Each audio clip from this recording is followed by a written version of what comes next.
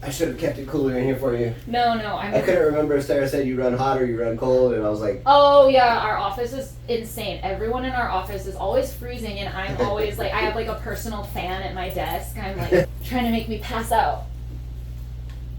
Awesome, that was so fun. absolutely. Yeah, I was really excited for this one. Good, I'm glad. I hope it didn't disappoint. I know I'm Absolutely kind not. of That was so long-winded. good. No, that's that's the best thing about doing a podcast. Welcome to Ordinary Joe's Extraordinary Stories, a podcast that shines a light on ordinary people and their extraordinary stories.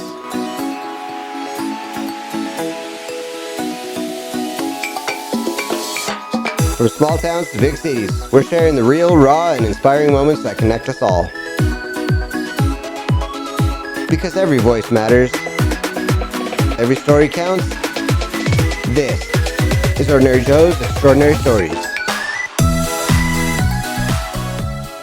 Welcome, everybody. It's another episode of Ordinary Joe's Extraordinary Stories, and I have another guest that I have been looking forward to for some time, and this one's going to be exciting for me because this young lady here is accomplished and very well spoken, and you're going to learn her exciting stories today. So please welcome my special guest, Salmon Chang. Is that correct? Chang salmon. Chang Salmon. Okay, I got that or well, it's backwards. salmon, but everyone Salmon. does say salmon. Yeah, I think my husband's family lost the accent at some point, but Where does that originate?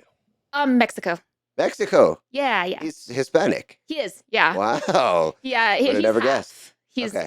his mom's Caucasian and his dad's Hispanic. Yeah. Yeah, that's my life. I like to refer to myself as a Milano cookie. I'm white on the outside and brown in the middle. Oh yeah. Yeah, I'm not to that extent. My family, I'm like, in the smaller percentages of Hispanic background, but yeah. So tell me about your background. Where is your origin story starting?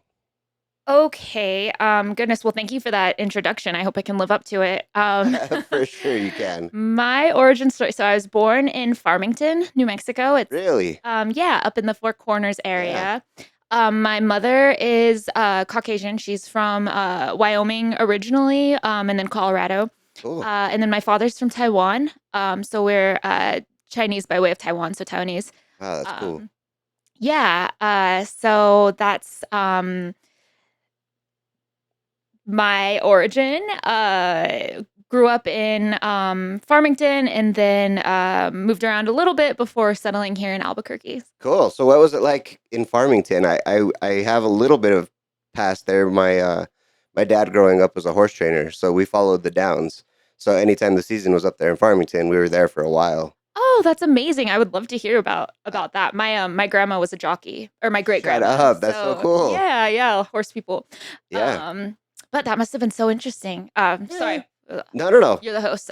No. I won't pepper you with questions. No, please. It's a conversation. This is not an interview. This is a back and forth so we can both get to know each other. And on that note, I would like to say that I have been looking forward to this. I know we had to reschedule a couple times, and I'm really appreciative of you taking the time to not only come here and speak to me, but to share with us what you're going to share today, because I know there's going to be a lot of in-depth stuff. But I've been looking really forward to it because I know we don't know each other very well. Mhm. Looking forward to getting to know you, but you're my wife's coworker, and we've had a couple small interactions. But during those small interactions, like, you are super interesting. Just a little bit of conversation we've had, like, had me looking forward to this. So I'm really happy. Oh, thanks. Well, I'm really happy to be here. And it's funny, I kind of feel like I know you just from Sarah's stories. So it's That's like, awesome. yeah, so like we haven't spent any time together, but like Well, I will say I have a vague idea of like who you are as a person and your That's awesome. interests. And obviously I spend a pretty decent amount of time with Sarah, and Yeah. I feel like you can tell a lot about a person via their partner. So Well, and also to that note, I feel like I know a lot about you because you and Sarah have a lot of similarities. I mean, with not only your work ethic, but the way your intelligence, you're well spoken. You guys are just next level people, and I love it. It Aw. makes me feel a lot more at ease with having you around. So Good, thanks. Well, we could just gush about Sarah the whole time, but you know how great she is, obviously. So, Yeah. Okay, Um, so let's get into. You said you have a mental. You don't have any mental things. You have you have a medical I mean, I thing. have plenty of mental things, but the medical thing, yeah. So that's kind of my elephant in any room. So Real quick, I don't. Elephant in the room is a bit of an exaggeration because I didn't. I had no idea. You don't seem like you oh, have anything like that. it's the elephant for me. I don't know if it's the Oh, I elephant for see. anyone else, but it's like Okay. the giant elephant I ride around on and am super self-conscious about, even though no one else probably Wow. sees it. But I'll start way at the beginning. Please. So just a little bit of background information. My parents are in the medical field. My dad is an OBGYN. So And cool. yeah, it's funny actually. And also I have a tendency to go on crazy tangents. No, So please, if please. you That's want what to this is redirect about. me, No, feel free. I want to Um, hear everything. So yes, please yeah, we tangent away. found out totally coincidentally, Sarah and I's boss, or manager, Steven, he was helping me set up my laptop on my first day of work, and we were answering the security questions. And um, it was like, what city were you born in? And I said, Farmington. And he said, oh, my daughter was born in Farmington. And I was like, do you remember her doctor? And he was like, yeah. And I was like, was it an Asian man? And he was like, yeah. And I was like, was it Dr. Chang? And he's like, I don't remember his name. I'll have to go look, but he was an Asian man. And I was like, yeah, he's the only one. It's my dad. So my dad delivered our manager's daughter, That's even really though cool. he's not even from Farmington. His ex is, but Wow, that's cool. yeah, it's like Small world. everyone I run into, my dad's delivered. Not literally, obviously, but a lot of people. He's delivered a lot of people. That's really cool. Yeah, it's fun. I do want to revisit your dad. I've got some Yeah. questions there, but please. Sure, yeah. So we'll start from the beginning. So my parents are in the medical field, and just I think that kind of provides important context for my whole story. Cool. So I was, I believe, healthy growing up. Just normal stuff. And then I remember I was always very tired. Like I just could not really stay awake. I Oh my. yeah, but it didn't really affect me. Like it affected me, but I didn't know any different. So Okay. I didn't know it was affecting me. Yes. And then very normal life, very active life. I was incredibly devoted to academics. I was a dancer. I did Wow. ballet and competitive drill in high school and stuff like that. And it didn't really hold me back. But then when I started driving, I actually I could not stay awake, and Holy shit. that's problematic for obvious reasons. Yeah. Yeah. So eventually, I hit a Starbucks menu because I fell asleep. And sorry, Really? Farmington Starbucks. I, I don't know if it was like a very gentle, like it Brush. wasn't. Yeah, it wasn't really a hit. So I guess it wasn't a hit and run, but I just realized it might have been a hit and run, and that might be legally problematic. Anyway, well, I'm confessing to crimes on your podcast. Uh, Fantastic. yeah, so I think a lot of children of people in the medical field will recognize, like, your parents, if you don't have bone exposed, if they're able to stop the bleeding at home, you're not going to the doctor.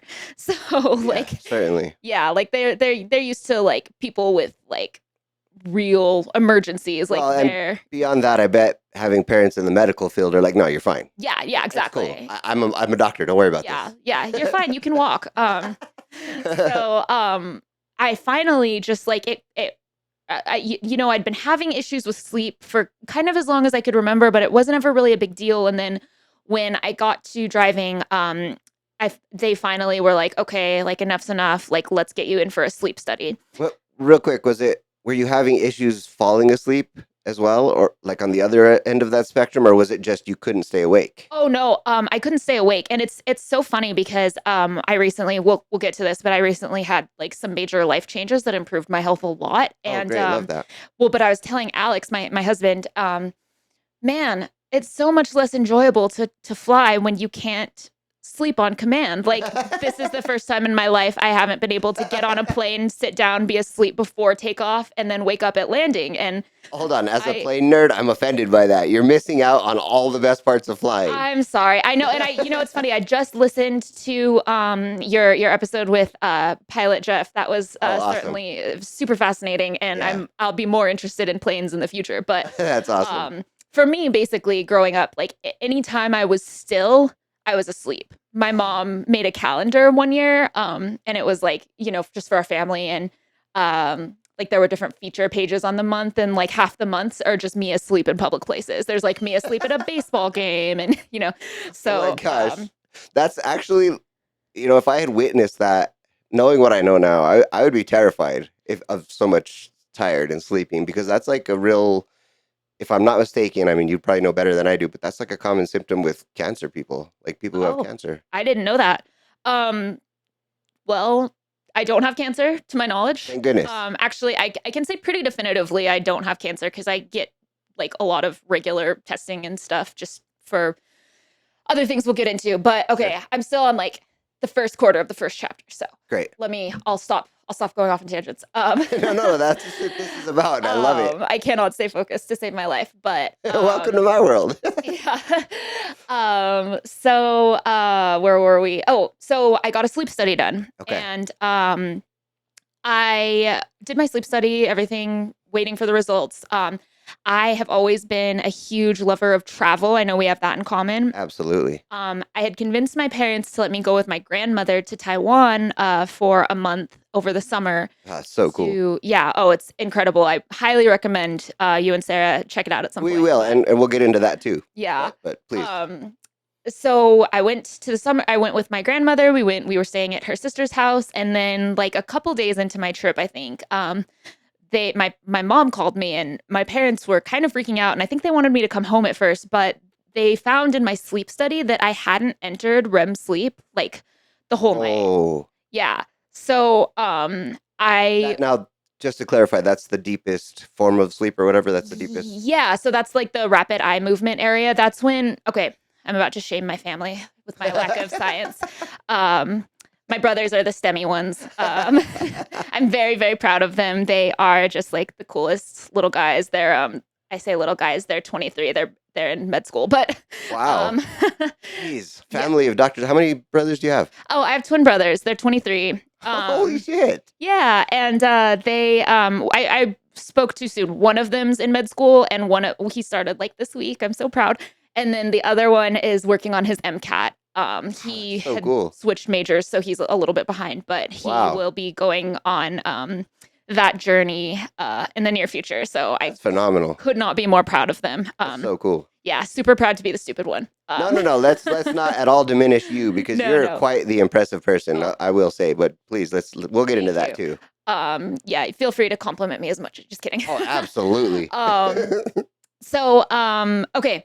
Your sleep study, they found something. Study hadn't entered REM sleep, so that's rapid eye movement. And REM sleep is like something I've learned is a really important process because that's when your body is clearing like the chemical waste from your brain. So, like for example, people with neurodegenerative illnesses like Alzheimer's and dementia, they think that an early predictor of that is poor sleep because you're not getting like all of the proteins and toxins and whatnot cleared out. Holy shit.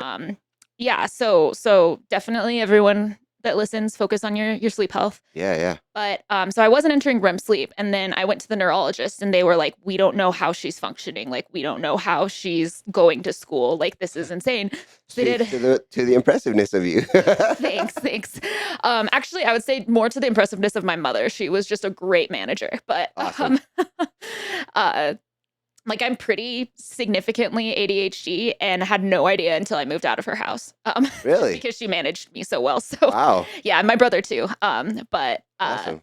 Yeah, no, I'm very blessed with great parents. But so did a bunch of tests and they found out that I had Absence epilepsy. So all the times that I thought I was falling asleep, I was having seizures. Oh my God. Yeah, and they're just they're little seizures, so they're not like the kind of big convulsing, Right. like recognizable. It just kind of presents as like zoning out, staring off into space. And Holy I remember shit. my poor mother was crying, and she was like, "I just always thought you were really ditzy. Like I thought you were a spacey Oh kid." my God. So I'd been zoning out like that for my entire life, and I'm like still really close with my third and fifth grade teacher. She was the same teacher for third, and then she moved Oh to fifth wow, grade. cool. So and she can remember me doing that in her class. That's So insane. yeah, so that's how we kind of figured out, and that was kind of the impetus. And I got on anti seizure meds, and everything was fine. Okay. Um, I mean, I was still sleepy, but at that point, it was like, oh, I'm sleepy from the massive horse pills I'm taking, not from the seizures. So, kind of a different adjustment. So that all happened when I was around 15, 16. Wow. And then I was fine for a couple years. And I was very I thought that Farmington was hell on earth. Like in retrospect, I was far too hard on it, but I wanted out. I wanted nothing more than to be out of New Mexico. Oh, New Mexico as a whole. New Mexico as a whole, which I'm starting to learn to love it as an adult. Same. Yeah, It took a long time for me too. yeah, I understand. it does. Like it's kind of it's funny how like just the things that you take for granted become the really important things as Well, you age. but to that note, it's not the most kid friendly place. It's not the most exciting place for a kid to grow up. Well, and Farmington was very like I don't want to say it was like small town minded in the sense that like I know a lot of my friends had really lovely childhoods in Farmington, Hmm. but for us it was very much it felt like we were under a microscope. So like I kind of am ethnically ambiguous looking. My dad obviously looks Chinese. My Okay. brothers look Chinese. Okay. There were like I can think off the top of my head of three other Asian families. Yeah.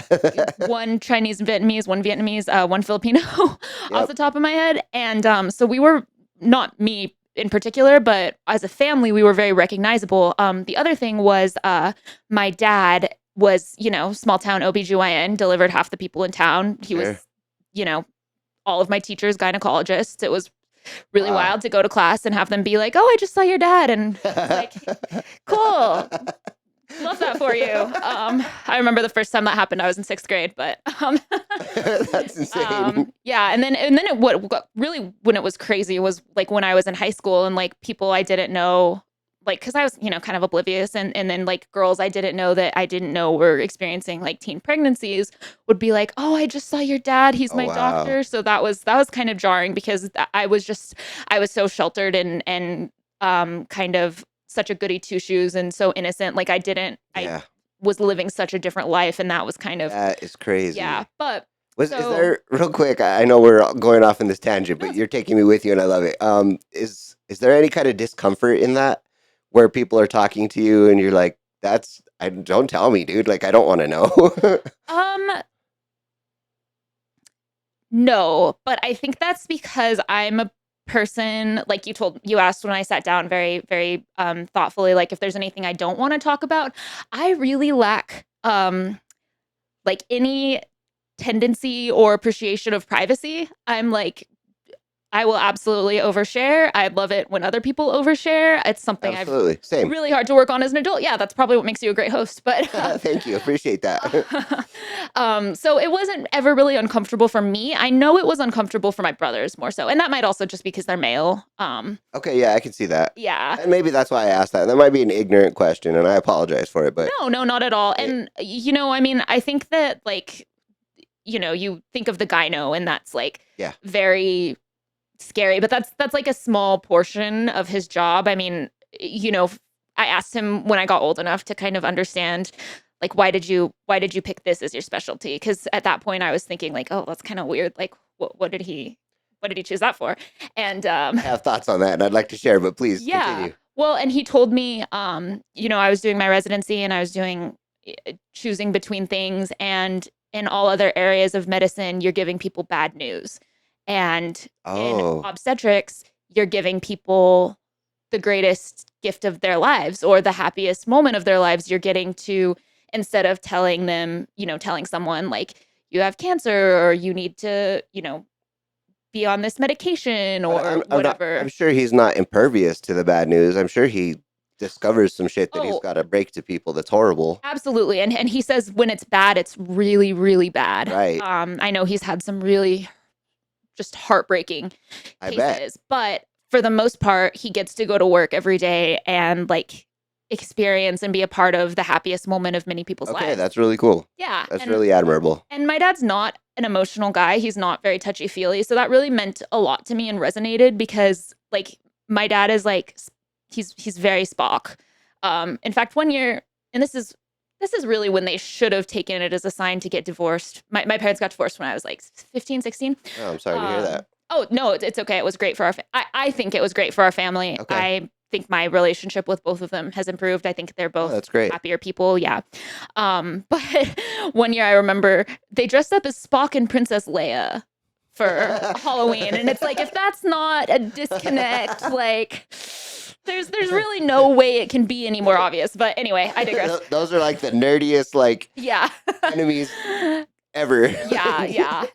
It just was funny. It's like, you guys know this isn't the same universe, right? This is not the same fandom. But anyway, That's too funny. so my dad is very practical, very like I remember on our wedding day, my husband and I's wedding day, my dad came up and he was, walking around the venue and I was in my dress and I had my makeup done and my hair done and I was like, waiting for that moment because the dads are always supposed to start crying and say like, "Oh, my little girl" or whatever, and he came up and he's like, "Look at how great the camera on my new phone is." And he'd been wandering around the venue taking like these like really artistic pictures of the venue. And then he was like, "You look airbrushed like a Kardashian." And then like just went about his business. Like that was his compliment. So which meant a lot because just Sure. that's how he is.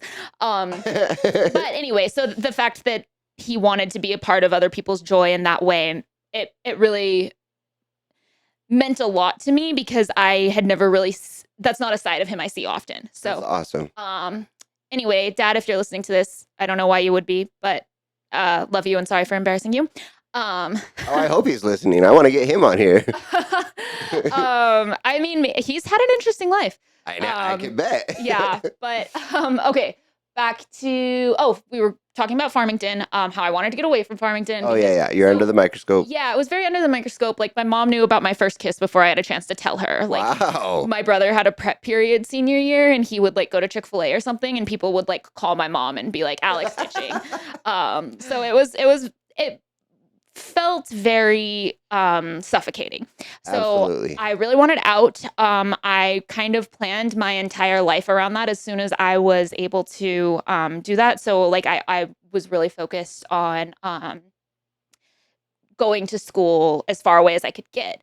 Wow. And I decided to go to NYU. Wow. Yeah. About as far as it gets. Yeah, well, and I got bonus points because I went to NYU Florence, not NYU in New York. So the program I was part of was 2 years in Florence, 2 years in New York. Wait. Italy? Yes. Holy I know you and shit. Sarah are about to have a trip. I'm so excited to hear about your That's experience. awesome. Yeah. My favorite place on earth. Wow. Just the best. But so I was all getting ready. We, graduated, done all the hard work.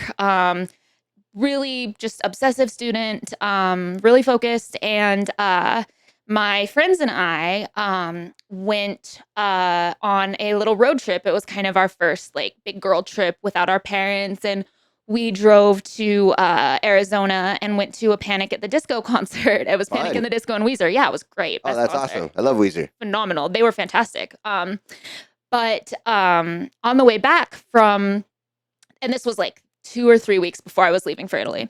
So on the way back from the concert, I started feeling really funny and I was driving and I had one of my friends take over because we'd taken my car and I started to have this strange sensation in my face and then my face started twitching, just like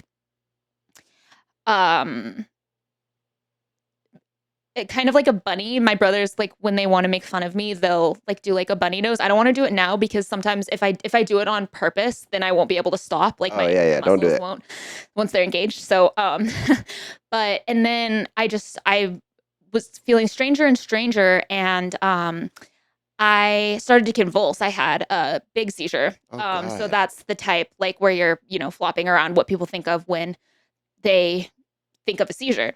Yeah. So my friends pulled over. We were in the middle of nowhere. We ended up at this casino. They called 911. To the casino. I got transported to Flagstaff. And they were doing a bunch of tests. And so this is kind of where the story starts to get interesting. It's been interesting. Well, I'm thanks. hanging on the edge of my seat here. I don't know how much you or your listeners know about seizures, but basically there are different types of seizures, and there are epileptic and non-epileptic seizures. So Okay. the way they detect a seizure is they do something called an electroencephalogram, where they put like all of these little patches on your head, and they're measuring the output of electrical activity. Wow. So your brain is like just always, firing Yeah. electrical impulses. That's how you function. Yeah. And when you have a seizure, those electrical impulses are abnormal. So that's how they can tell if you're having an epileptic seizure. And Well, real quick, what defines abnormal? What would be normal versus abnormal? Like a higher firing rate, a more intense fire? that's a great question for a neurologist. Cool. Not for me. I can't give you that. That's fair. I just wasn't sure if you knew. I don't, unfortunately. Okay. I want to say like. Now I'm just guessing. No.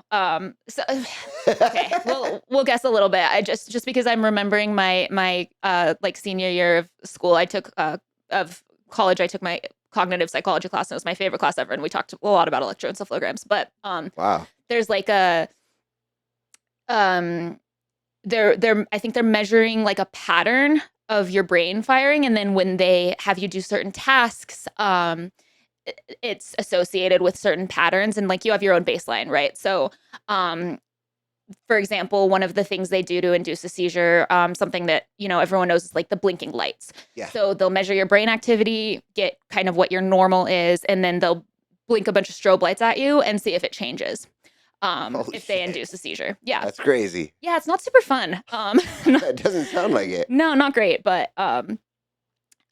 so I had epileptic seizures when I was having absence seizures, the staring off into space seizures. But when I was having my full body convulsion seizures, they were not epileptic. So my brain activity was normal. There was not abnormal firing or anything. And Holy crap. yeah, and that's kind of where my problem started, because they thought I was faking. And or maybe they didn't think I was faking, but they thought I was hysterical, or They who are we speaking about? They the ER doctors in Oh, Flagstaff. God. Yeah, and I have my dear friend Angelica Boyles. If she's listening, I don't know. I'll send her a link, then she can listen, so Please. she can hear the shout out. I don't know how someone has the strength to do this at 18, but she like got in the doctor's face, and she was like, because they were trying to discharge me, they were trying to kick me out of the hospital bed, and I couldn't walk. I was seizing. My God. And these convulsions, they would last about a minute, and then I would have them every couple minutes. So it would be like a minute of convulsing, 2 to 5 minutes normal, and then another minute of convulsing. And she like got in this ER doctor's face at 18 and was like, you are keeping that bed for her. We are not leaving until her parents get here. Like, I don't care if you don't think it's appropriate. Like, Right. you are not moving her out of that bed. So Wow. thanks to Angel, because I don't think I could do that now. Like, say that to a doctor. I would just be like, okay, I'll just go see us in the car. And But- what would the repercussions have been had you left? Would it have made the situation significantly worse? Oh, I don't even know. I couldn't have left. I don't know. Like, I couldn't walk. Right, I right. couldn't- But to play devil's advocate, when they're adamant about freeing up that bed, they'll stick you in a wheelchair and wheel you right out of there. Yeah. Yeah. And I mean, to be fair, like, I don't want to, I'm not trying to talk shit on, oh, am I allowed to cuss? Yes, Okay. of course. I'm not trying to talk shit on ER doctors. I cannot think of a more stressful profession. I'm sure they were 100%. just, like, okay, this kid's going through something, but it's not our problem. Like, we don't need to, Listen, if somebody walks through your door asking for help, it becomes your problem. Yeah. Well, but I mean, I can see where. So another thing is I had a pretty decent so they could see my medications, obviously, and a lot of the medications for epilepsy are they overlap with psychiatric medications because you have like your anticonvulsants, but then you have like your benzodiazepines, which they can be used to treat seizures, but they are also used to treat mental illness. Oh And wow. yeah, and I had anxiety and depression. Now looking back in retrospect, I don't think that diagnosis is correct.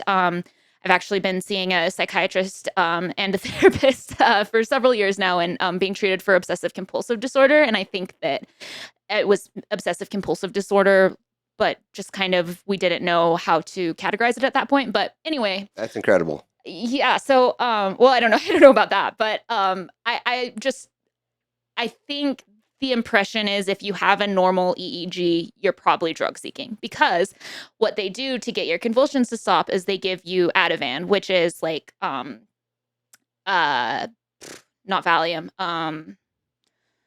Xanax kind of. It's it's Okay. it's basically just a really sedating thing, but I mean it's something that people do. People that have problems with substance abuse, they do seek. Been there. So, yeah. I mean, not personally. I dated a girl in Oklahoma who was just way off Oh, the rails with Xanax. yeah, Her yeah. whole life revolved around it, and it was very off putting. I Uh, couldn't deal with that. that's devastating. I mean, it really changes a person. 100%. But so and the other thing was I was coming from a concert. I think they just assumed like, oh, this kid, Oh, you did something, or she took some yeah, I don't know what drugs do ah, people do at concerts, acid or something. I don't. yeah, yeah, sure. And I was so straight laced. I mean, I'm still pretty straight laced. I'm a lot less straight laced now, but like back then, I'd never had a drop of alcohol. I'd never tried. Wow. I'd never like I broke up with a guy or declined to continue like going on dates with a guy because I found out that he smoked pot and I was afraid I was gonna get secondhand Oh high. my Like I god. was afraid that like he was gonna smoke and Wow. then kiss me and I was gonna be high. It was very ignorant, but I too, before I was a pothead, was petrified of the thought of it. So I yeah. understand. That's Well, not. and in Farmington, like the propaganda, I mean, like they treat pot like it's like meth. I went through Dare Yeah, yeah. how many times, and every time it was like, oh god, this is gonna kill you if It's you the do it. And I gateway was like, drug. Do oh. it once and you'll be addicted to everything. Yeah. Right. And then I'd see people doing it when I was in junior high, and I'm like, oh my god, how are you even functioning? Yeah, What the fuck is yeah. going on? Yeah. Like Yeah. you're going to school on drugs? Like what is the You're matter doing with drugs you? Yeah. at school? Oh Yeah. my god. It was so egregious. I so and yeah, now it's like um you know, totally I really want to go back to apologize to like a lot of the people I was judgy about in high school because I was kind of like an uptight little bitch. And like if I'm being honest. That's And fair. I've learned a lot since then. But anyway, so Would you like me to put you an ottoman up there? Put your feet up, or oh no, it's okay. I'm used to okay? it. Short girl life. Um Well, these have a rollout ottoman. You can oh put your feet cool. up. I'm okay. I don't want to get Okay. them. I don't want to get them dirty with my shoes. But so I think they thought that I had done drugs, had some horrible reaction, and was just lying about it. And to be fair, probably in most cases with my symptoms and the information they had, that would probably be Maybe a logical a thought. reasonable guess. Yeah. Yeah, sure. So anyway, I don't remember this time very well. Okay. But I Well, think understandably, you were seizing. yeah, I yeah. mean, So my parents got there, they took me home. We got back to, the house. They were and in retrospect, this must have been so traumatizing for my parents, but like my mom was like tying me to the chair when I ate so that I wouldn't have a seizure and fall oh off. And she was god. like walking me to the bathroom and I'm like, okay, this is ridiculous. I'm leaving for Italy in 2 weeks. And then they were like, hey, we hate to break it to you. Fuck. You're not going to Italy until you stop having seizures. And I was like, surprised Pikachu face, like, what do you mean? That was an Um, outstanding descriptor. I love it. yeah, yeah. It just was, it was very jarring. But anyway, so um, I stayed home for a year, and Oh man. yeah, and that was really hard for me because I'd always really like kind of prided myself on like academics and wanting to go and be worldly and see the world and travel, and I was the only one stuck in Farmington, and all my friends were off at college, and I was Ah, that's hard. in my parents' house, and it was in retrospect, I'm so incredibly blessed that my parents were able to take care of me the way they did. A lot of people aren't afforded those resources, and Sure. I have in looking back on it, I have no complaints. At the time, it was the hardest thing I'd ever been through. Sure. So we noticed a pattern. So backing up, like 3 or 4 weeks before, or maybe 2 or 3 weeks before this trip, I had been really sick. I'd had a high fever. I was like really dizzy, really kind of out of it. Oh wow. And like again, kind of kid of doctor parents, like you don't go to the doctor. Right. Like if unless they really think you need it. And I obviously didn't need it. I was fine, but that was kind of a lead up to all of this. And then something we were able to observe over the next year was that anytime I would get sick, my seizures would come back. Oh geez. So I would have like a period of like I said, like having seizures for like 1 minute every couple minutes, and then they would just like slowly get more and more spaced out until Like your body was normalizing itself or yeah, something. yeah, exactly. Um, and then I would be fine until I would get sick again. And the sickness, are you talking about like cold, flu, Yeah, like anything? yeah. So I actually had really bad chronic strep throat. My Wow. my personal theory is that this is all an autoimmune reaction stemming from that, but I had a lot of strep throat when I was a kid too, a lot. yeah, and it wasn't as bad when I was a kid that I remember, but I think like my senior year of high school, I think Oh, I had okay. it like every 6 weeks I was out with strep. Wow. But of course, like we didn't really do anything. Like I didn't have that kind of paper trail, I don't think. Sure. Like you know, it's a small town. Everyone knows everyone. My mom calls my PCP and says like, "Hey, she has strep," like and that's it. They're like, yeah, that sounds about right. Yeah. That tracks. Yeah, like it's not like I was like building a paper trail, I Sure. guess. So I got my tonsils out, and that was really hard. That's hard to go through as an adult. And then I got my wisdom teeth out and had a bunch of procedures done in this year, and things got better as I stopped getting sick. I wasn't having these recurring strep incidences, and my seizures kind of slowed to a stopping point. And during this time, I met my husband, now husband. He wasn't my husband then, obviously, and we started kind of like just a really casual um, like I was about to move to Italy. We weren't planning on continuing to see each other after that. But it's obviously an important part of my story. So Yeah. that whole year happens, and I finally am able to go to Italy, move to Italy, have like the happiest 3 months ever. It was incredible. Florence will always have a piece of my heart. And 3 months, that's it? well, it That's was such a short tenure. it was supposed to be 2 years, but what happens when you move into a dorm? You get sick. Oh, It's just fuck. inevitable.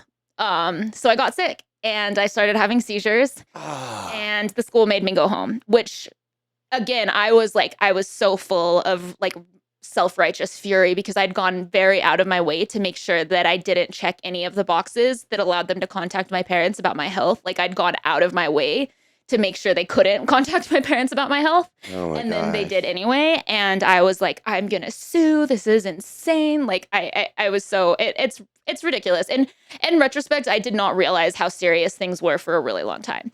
But Oh my gosh. so my parents made me come home, which is super, super reasonable. At the time, didn't seem like it, but now I'm like, my gosh, my poor parents have been through a lot. I'm sorry, real quick. What does your mom do in the medical? So my mom was a hospice nurse for most of her career. Ah, Yeah. Rough one. I don't know I don't know which. I mean, actually, I was gonna say I don't know which of my parents' jobs sounds worse to me, but I think definitely that one. Oh yeah, I'll vouch for that. That's crazy. Yeah, and then a couple years ago, she made a career change, and she's now director of nursing for Farmington Municipal Schools. So she oversees Wow. like all of the nursing programs, and So your parents are just as impressive as you are. oh, they're far more impressive than me. But my mom's really a force. She's a great manager. I think she's That's awesome. really done some cool things with the district. But Okay, I'm sorry to interrupt. no, please. So I got back and I was very angry. I felt like very, That's understandable. yeah, unfairly treated. So I basically moved in with my husband. Oh wow. He was going to school here in Albuquerque. He was at UNM, and I was like, basically as soon as I could, and I really don't know. Like I feel like it's safe for me to drive now. Back then, I should not have had a license. Like that was I don't know what the law is, but someone should look into that. Well, what do you think that like knowing yourself and knowing these triggers and what happens after these triggers, do you think that you took a little Oh, extra precaution for yourself? absolutely. And I've never had a seizure that I didn't know was coming. Right. So to Aside from that that first note, one. Aside from that first one. It's a right. very distinctive aura. I can tell when it's coming. That's crazy. Yeah, it's kind of it's a hard feeling to describe. I've never been able to really find a way to do it successfully, but But I'd argue that being that you're so aware situationally of that and that you're so responsible as a person that you would be like an exception to the rule for having your license anyway. I mean, I'd like to think so. And I'm extremely conscientious. My worst fear is hurting someone Yeah, because of 100%. this. And I would never, I mean, our poor boss has to deal with me all the time. Like, hey, don't feel like it's safe for me to drive today. I'm working from home. Yeah, Um, absolutely. yeah. And I'm so blessed to have a workplace that is okay with that. But But you're an incredible employee, so there's no arguing that the work will get done. It doesn't really matter where you're getting it done from. So, thanks. I hope so. I'll continue. I'll let you think that, and I'll try to think that. But so I basically moved in with my husband. As soon as I was well enough, I came to UNM. I did a semester at UNM, and then that year, my husband's a couple years older than I am, so he graduated that year, and then he wasn't really sure what he wanted to do. He kind of wanted to do grad school, but wasn't sure. He did not want to use the degree he had just completed, so he was kind of searching, and his family's from Hobbs. So I was like, okay, will you guys let me go to Texas Tech? Like, good school, sure. close to his family, far away, at least out of the state. And my parents, I mean, they let me. I think they just kind of felt bad for me at this point, and at this point, I was pretty stable. So Kind of yanked you out of Italy, so that's understandable. yeah, and they knew it was my dream, and they knew that I'd struggled in Farmington, and that I didn't want to be there. And then Absolutely. coming to Albuquerque at that now it's not like this, but at that time it was kind of like, I mean, it was all the people I went to high school with. It was just them plus a bunch of other new random people, but it still felt the same. Still felt small town. Yeah. Yeah, yeah. I get So it. we moved to Lubbock, and Wow. I started school at Texas Tech, changed my major from international business to forensic anthropology. That was a super cool 2 weeks, but 2 weeks into starting school, what happens? You get sick. Fuck. So I got sick, and this time it presented really differently. This time my legs stopped working. Oh God. I think I can't remember if I was having seizures at this point or not. I don't know, but I couldn't walk. I just woke up one day, or actually, no, I didn't wake up. We sat down on the couch one day and we watched a movie. And then when the movie was over, I couldn't stand up. I just Oh couldn't move my God. legs. Yeah. And so I went to the hospital. They did, lumbar punctures. They did CT scans, MRIs, like that muscle electrical conductivity tests, like everything you can think of. And there was no explanation. They thought I had a spinal cord injury. There was no Oh spinal cord God. injury. They thought I had meningitis. There was my lumbar puncture was normal. Everything was normal. And I skipped ahead a little bit, but going back, this is kind of the start of like the trauma. So I went to the Mayo Clinic, and are there like things that you censor or like trigger warnings or anything? No? Okay. Nope. I mean, I can if you No, if no. you think it's appropriate, but I just wanted to be sensitive to your viewership, but I had a doctor tell me that he had a patient who had a seizure every time she heard police sirens because she was raped in the back of a cop car. Oh my God. And it was probably something like that I just couldn't remember. Oh my God. So I'm spending that year at home in Farmington trying to like figure out, what horrible trauma happened to me Holy shit. that's so traumatizing that I'm having seizures that I just can't figure out. If I had a trauma like that, I still haven't been able to uncover it, Oh and my it's been God. like 10 years of therapy. So And I'm sure that in that moment you probably had just an insane fear because that's a new experience. yeah, and I Your had legs not working, like holy shit. yeah, and this was before that. Sorry, this was like before I met my husband. This was like Oh, okay, before I okay, didn't okay. go to Italy the first time.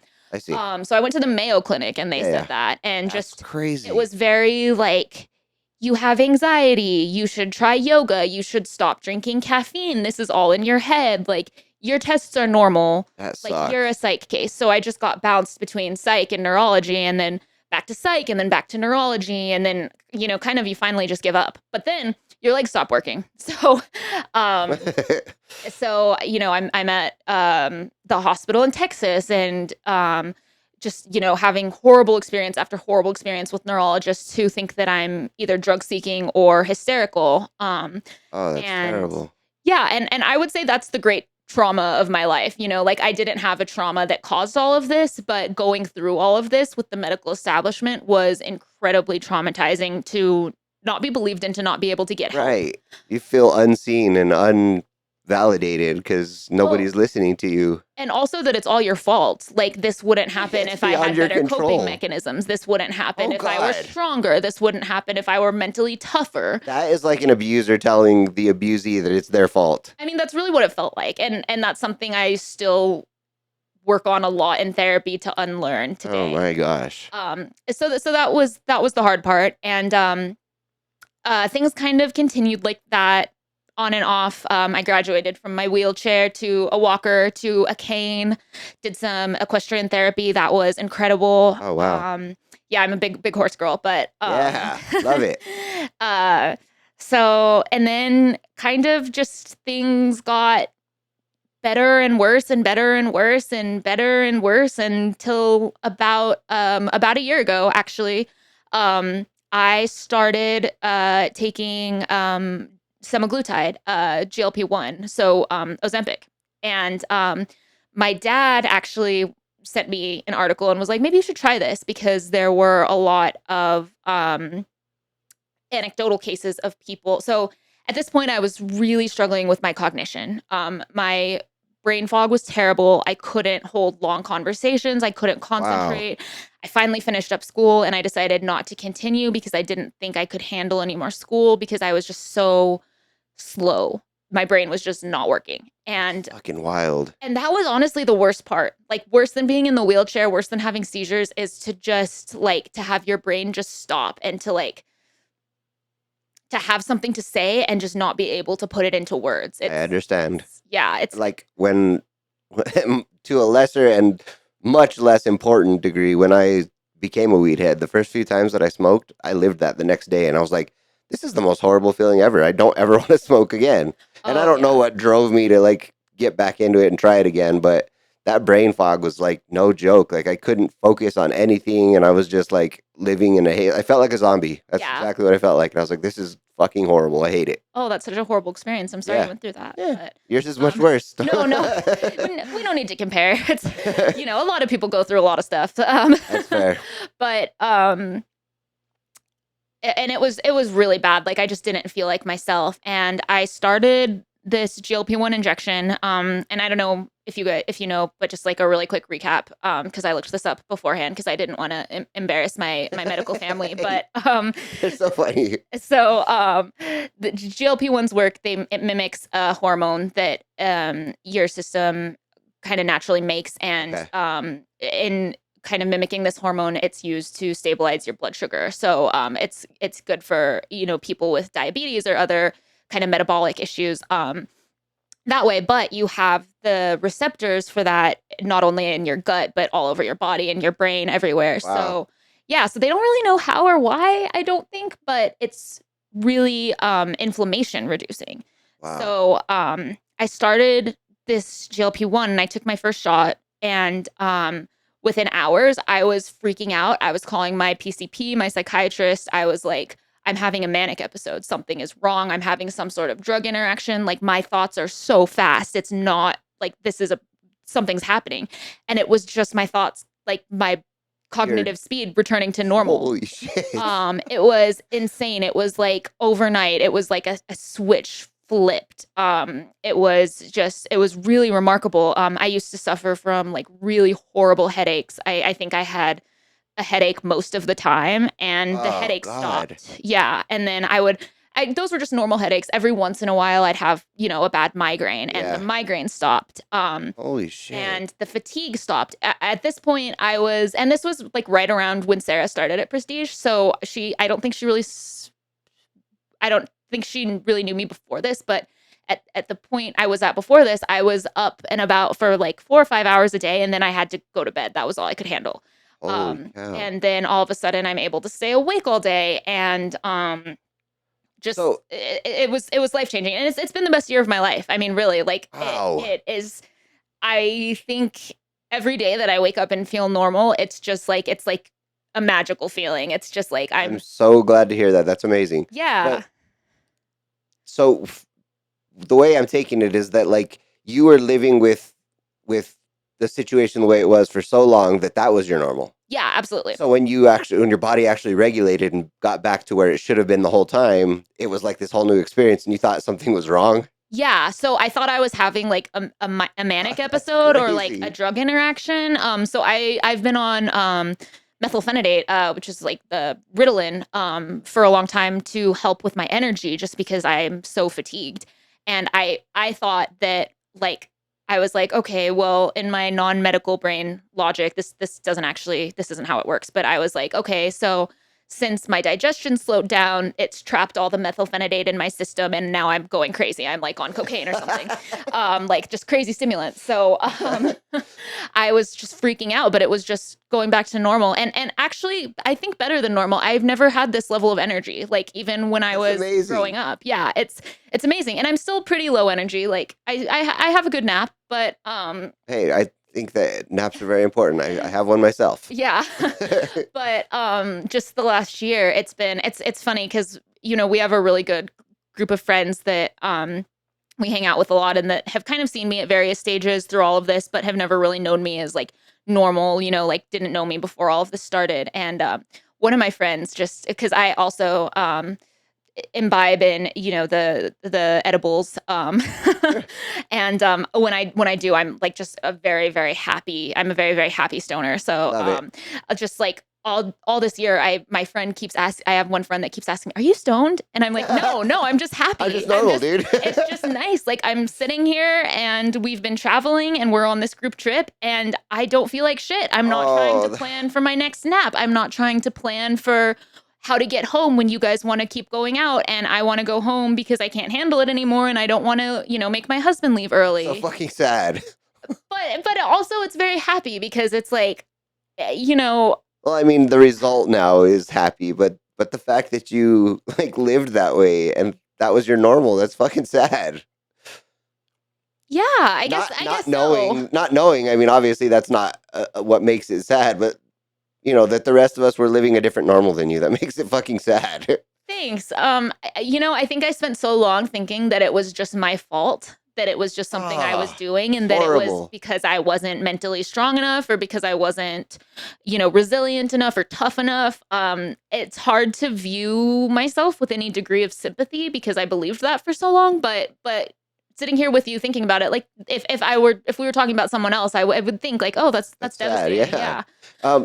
Real quick, how did you come to the conclusion that you were just regulating and being normal now? Like, what was it through a conversation with your therapist or? Oh, well, my doctors have definitely noticed. Oh, I forgot a huge part. So a couple of years ago, I had a TIA, which is a mini stroke. It was just a total random thing. I called my dad, and I was playing tennis at the time. This is how I know I shouldn't exercise, but just kidding. Exercise is very important. But I was playing tennis, and I had a TIA.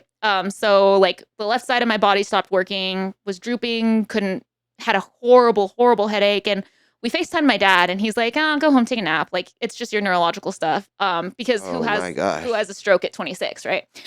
So we after describing my symptoms to my PCP, he was like, well, let's run some tests just in case, didn't think anything of it. And then he got back to me and he was like, your cholesterol is the highest I've ever seen for someone that's your age. Like you need to start medication now. Like if we didn't, so that TIA saved my life because I think my doctor said like you would have had a massive cardiac event before you turned 40. Cholesterol? Yeah. So I just have the cholesterol of like a really obese 90-year-old man. That's what I was going to say. Like when you say cholesterol, I think of obesity. I think of people Yeah. not taking care of them, smokers. Like, Yeah. Well, so it turns out I have they don't know if it's a genetic mutation or kind of what the cause is. And my whole family has, or on my dad's side, my dad has high cholesterol, my okay, aunt, my grandfather, but mine was like a ridiculous level. And that's I've crazy. been seeing the same doctor since I graduated from my pediatrician. Like he's very like he's cool as a cucumber. Like he scared me. The conversation about my cholesterol scared me. Like I could tell he was very, very concerned. So um I like to joke that cholesterol is the only test I can score higher than my dad and brothers on. um so Does your diet play a lot into that, or is it just strictly your body? so yes and no. Like obviously your diet, having a good diet can only help, but Okay. and that is something I really need to work on and Hey, prioritize. I wasn't saying that you have a bad diet. Oh I no, don't no, even know what your diet I is. have a horrible, horrible diet. I'm trying really hard. That's like a lifelong thing. I'm very like I forget to feed myself and then like I'll just eat whatever's around. I'm a big fan of the girl dinner. So just like I'm horrible at feeding myself. But I'm working really hard on it. So Good for you. Love it. thanks. But also mine is bad enough to where it can't be controlled through diet alone. So like a lot of the perception is, you have high cholesterol, you start eating Cheerios, you stop eating salt, and you do all this, and that wouldn't work for me in itself. I need a medication. Um, and then I also developed over this time postural orthostatic tachycardia syndrome, which it kind of comes with a lot of things. It's That, that was a yeah. big word. Yeah, so it's when the blood pools in the lower half of your body, and then when you change positions, like when you go to stand up, your heart rate skyrockets Oh trying my to get the blood God. back to your brain. Yeah, so it causes among other things it causes like stomach aches, headaches, but the problem I have is such bad dizziness and lightheadedness. Um Dude. so like I think my record I was because I recorded all on my watch, Yeah, yeah. I think I went from like 72 beats per minute to like 160 in like less than a minute when I just stood up. So that happened too. That happened, somewhere in the middle of all this. But Oh my God. so then the cholesterol and then sorry, I'm not very good at making this linear. That's okay. That's not what we're here for. Okay. I can't remember why we were talking about my cholesterol, GLP-1. Oh, how I figured out that this was kind of a normal. Oh, yes, So, yes, yes. I mean, it was just pretty astoundingly obvious. I don't know. I I don't know what's wrong with me. I don't have a diagnosis or a name. I don't know why it happens or what causes it or if it's going to happen again. Um, but I just know I feel night and day difference. I mean, I wouldn't have been able to have a conversation with you this long before a year ago. No kidding. My doctor noticed, my psychiatrist noticed, my parents noticed, my husband really noticed, my best friend Wow. who I've known since I was in, middle school and I talk to on the phone every week, That's noticed a tremendous phenomenal. difference. Yeah, it's just like I really can't say how or why it helped. But I just know that it's been completely life-changing. So, That speaks volumes to your character because if all of these people were around for all this time prior to you being normal, like you must have been astounding as a person dealing with all of that oh, prior to this. I don't know about that, but I hope so. I try to be a good friend, good, you know, You're good whatever. you're awesome. I've been very fortunate because this is not how a lot of people's story would have gone. if I didn't have the Sure. parents with the resources they had, the knowledge they had, the ability to advocate for me, I could very easily see, um, life going a very different way. I didn't qualify for disability because I didn't have a diagnosis. I could work a little bit, but I couldn't work enough to support myself, but I could work more than would like justify for welfare. So I mean, it's just it really opened my eyes to how horrible, you know, healthcare can. I mean, I've had some Don't say can be. It is. yeah, It's horrible. I've had some really good doctors. I've had some doctors that deeply traumatized me. And the best thing to come out of it, I think, is so I go to the Clinic Rochester now. Love them. Have never had a bad experience there. Oh, I used to go to the Mayo Clinic Scottsdale. That was where I had all my bad experiences. But that's so funny you say that because I've known a lot of people who've oh, they had similar experiences really. negatively over there. Oh, that's a bummer. I mean, it's still a world-class facility, and Right. obviously, like every doctor is, I mean, any person, any job is going to have people who are good at it and bad at it, and they're going to be people who have strengths in some areas and weaknesses in others. And I think it just kind of you get a perfect storm of a person on a bad day and Oh yeah, yeah. their Yeah, that weakness, makes sense. and I don't think that like the doctors who I don't think they did anything. I don't think they're bad doctors or bad people, but that can be true, and then it can also be true that I was incredibly traumatized. Yeah. But my baby brother that's 23, he was talking. He was applying for some like medical internship at the Mayo Clinic and wanted to know about my experience. And they were kind of young during all this; they didn't really know. There's a decent age difference between us, 5 years, so they were like in the midst of starting high school and everything when all this was happening. And uh, I told him this whole experience, and he just said, I'm sorry that happened to you. I will never be like that. Oh, And because he's going into neurosurgery, so holy um, shit! Jesus yeah, Christ! he's an impressive little guy. Actually, I think he might be Little changing. guy. Yeah, little guy that's a foot taller than me. Last I talked to my mom, actually, I think he's thinking about changing to ear, nose, and throat, but either ear, nose, and throat or neurosurgery. We'll see. My guy. Yeah, he's great. But he actually, I think he started medical school like this week. Wow. So yeah, he's a Congratulations. thanks. Very proud of him. But This whole conversation about all your medical like makes me realize what a hypochondriac I've been my whole life because like I've had so many of these symptoms that you've described, but yeah, like one-offs. It's never been like something, but every time I just don't feel normal, I'm like, "Oh my god, this is wrong with me." And I'm this is happening and it's yeah. never anything. It's just me. Well, but But it's like better to be like that than to, go home after you have a stroke and take a nap. And it was my husband's birthday weekend, so we were having a huge oh party that god. night. It was Star Wars themed. I had my Padme Amidala costume already. I didn't Oh get my to wear it. god. I got to wear it for Halloween instead, so that was fine. But like Jeez. it was just the whole thing. So I think better to be a little paranoid, you know? Yeah, but then at some point it becomes like, oh, now what do you have? Oh, now what do you? It's never like Yeah.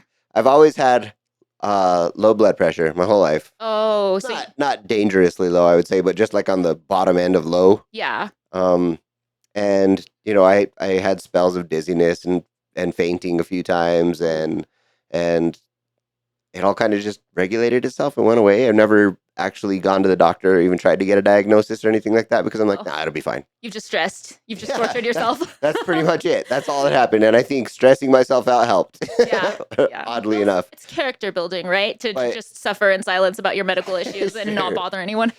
But to have to go through all that is fucking wild, and it just your positive attitude is just mind blowing with all of this because you could have gone down the total opposite direction and been like, fuck the world. This is all happened to me, and you people are out here just like I don't know.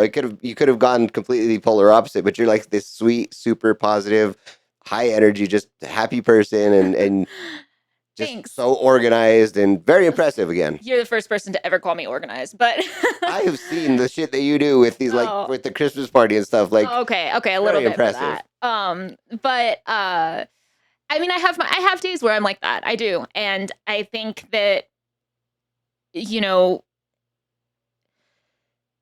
it's definitely something I'm still really dealing with mentally. It's something I've spent years blaming myself for, and I'm trying That's really so hard to crazy. get out of that mindset. It also didn't help. I had a really bad experience where like a trusted adult in my life that was a trusted adult throughout my teenage years, it got back to me that she was telling people that like I didn't really need my wheelchair and I was just faking it so that I didn't have to like go to school or whatever. And that was incredibly damaging and hurtful. Absolutely. And then just like experiences with doctors, and I've, I didn't even mention all of the, doctor experiences I've had where it's just it's I think the thing that kept me from going down that path really was my husband. And God, I that's cool. I would say, everything that happened to me, like, yeah, it sucks, but I am so glad it did because I had very different priorities. And I did not prioritize relationships. I did not prioritize my family. I did not prioritize my mental health. I did not prioritize like happiness or leisure or, anything. I was very much of the mindset that I was going to go to school and get my prestigious degree and have a prestigious career and move to a different country every year. And, Wow. like I had no plan for like happiness that, that wasn't a priority. That wasn't something I was interested in. And then my husband kind of just came along when I least expected it and when it was most inconvenient. And just, he is so much the opposite of what I would have picked out for myself. And just the universe was like, yeah, he's what you need. That's fantastic. He's um he's really taught me how to be happy. And That's so cool. I fucking love that. yeah, and I don't think that would have happened if I think I would have if everything had gone exactly the way I wanted, I think I would be living a life that I enjoy much less than the life I'm living now. So and I never would have met my husband if I hadn't. I would have been in Italy. I Oh, wow. We wouldn't have gotten, I'm sure, I mean, what long distance relationship lasts at 20 when, you've known each other for 3 months. And then, I told him when I was in my wheelchair, like, this is your out, like, go, like, you just graduated college. You don't need to be a full-time caretaker for your girlfriend of 1 year. And he just, I mean, maybe he thought about it, but he never acted like he did. It was just What a fucking stud. he's What an honorable dude. he's really phenomenal. That's I like awesome. him. I like him. I think I'll keep him. That's so cool. Yeah. He's great. So I think, all of this, and also I think to some degree with my parents, like they're high achievers. High achievement was expected of me. I think that it really gave us all a lot of perspective. I think that, you know, now I can genuinely say I think all my parents want is for me to be happy. That's great. And before, like I think our priorities were not that. I think our priorities were, working hard, getting a good job, having a good career, accomplishing things. And I think that, you know, I've learned a lot about what's important in life. And I don't Yeah. know if I ever would have if all of this hadn't happened. And let's not forget about how damaging stress is. And to put all that on a person of any age is super stressful, which can in itself, if I'm not mistaken, trigger a bunch of medical issues. Oh, all of it is stress triggered. It's and all of it is fatigue triggered. So it's like it's just this like you can't win because the doctors are like this is happening because you're not coping with your stress. And it's like, well, how am I supposed to not be stressed when I can't walk? And then it's Yeah, like no shit. yeah, and then it's like medications and then it's like, well, we see here that you're on benzodiazepines, so you must be drug seeking. And it's like, well, no, I'm on these to, try to Bro, I didn't ask for stop those. You having gave them to me. seizures. Yeah, like That's so crazy. yeah, as I have gotten older, I just and everyone does the best they can, and things are so different now than they were 10 years ago when all this was happening, Yeah. like so what my official diagnosis is functional neurological disorder, which is I think neurologist for we don't know.